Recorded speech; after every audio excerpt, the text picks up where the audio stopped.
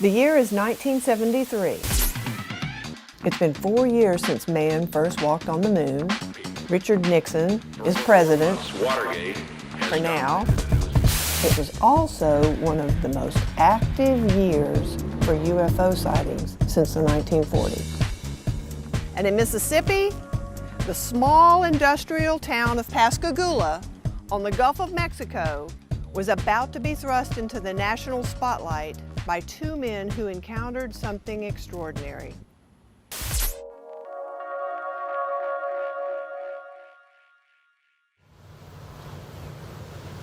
I heard them talking about a spaceship and everything, and I really thought they were just joking about it. Because back then, at night, officers get bored, so we would come up with crazy stuff on them. Scared the heck out of the ladies who were cleaning up the Mississippi Press that night. They were loud, they were excitable, they were banging on the door, and the door obviously was not going to open.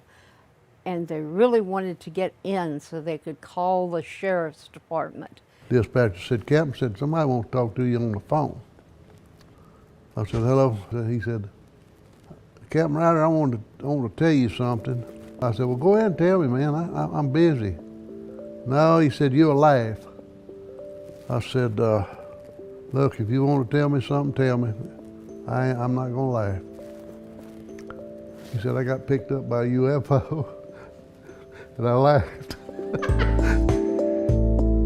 The man on the phone was Charlie Hickson, a shipyard foreman who was fishing that night with Calvin Parker, an 18-year-old fresh to the Mississippi Gulf Coast. Well, I told him, I said, look, stay right there. I'm going to come over there and talk with you about this thing. Calvin was visibly shook up. I mean, he was visibly, it wasn't like it was a joke and he was smirking or something like that. He was upset. Deputies were skeptical of Charlie and Calvin. Think about it, abducted by a UFO. So they put them in a room together with a voice-activated recorder hidden in a drawer. I figured when I left the room and shut the door, they'd say, oh boy, we got them people fooled. But they didn't. That boy was climbing the wall. He was scared to death. He kept telling Charles, don't talk to them and people come back and get us. But the news broke and people was calling from everywhere. Pascagoula had suddenly exploded into the national spotlight, literally overnight. The men went back to work the next day, but so many calls came in, they had to leave. Demands for interviews started. People on the coast became alien crazed, looking skyward for weeks. Charles talked very readily about it. Calvin kind of dropped off a little bit, and I don't really know what happened to him, but he was not a big spokesman. Calvin got freaked out, plain and simple. The attention, sudden and intense, didn't suit Calvin. He just wanted to go home to the country. He dropped out, for the most part, for 45 years, until now.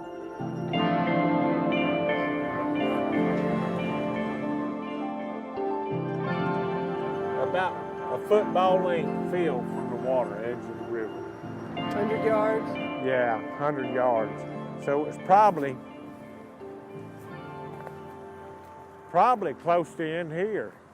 I was looking across at the old Coast Guard station, an old Noah ship that used to sit in there.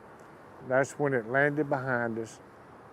And we turned around, stood up, turned around and looked, and must have been the door that opened where all the bright lights come out of. You saw the reflection first on the water? I saw the blue. When they turned me loose, I got in my car and left. I went back home, and I didn't come back, wasn't going to.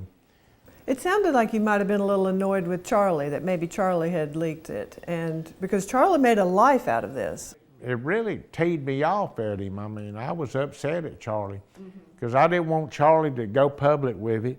I darn sure didn't want to be public with it. And Charlie told me he wasn't going public, and he took it and ran with it.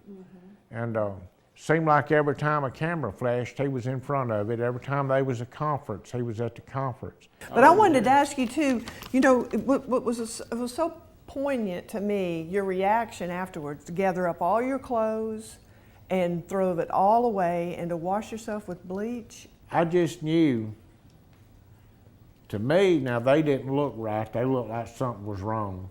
The aliens? Right. And I just knew that maybe they had brought some kind of disease, a bacteria down, or some kind of radiation. But you had nothing, nobody to talk to about it? No, Or to deal Charlie's the help only you? one. He acted like he could care less.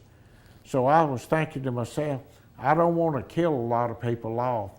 So when we got home at night, I took all my clothes off, put them in a bag, even my shoes, and put them in a bag, and I threw them away after I took my bath.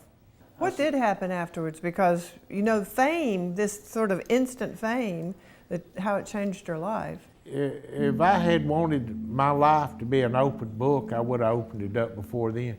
I wanted to get a job, retire at the same job, pay on a house all my life, pay on a car all my life, and do normal things. But nothing was normal about the way my life ended up. That boy was upset. And you don't get upset by nothing. And he wasn't playing either. And if he was acting, he should have been in Hollywood because he was putting on a good show.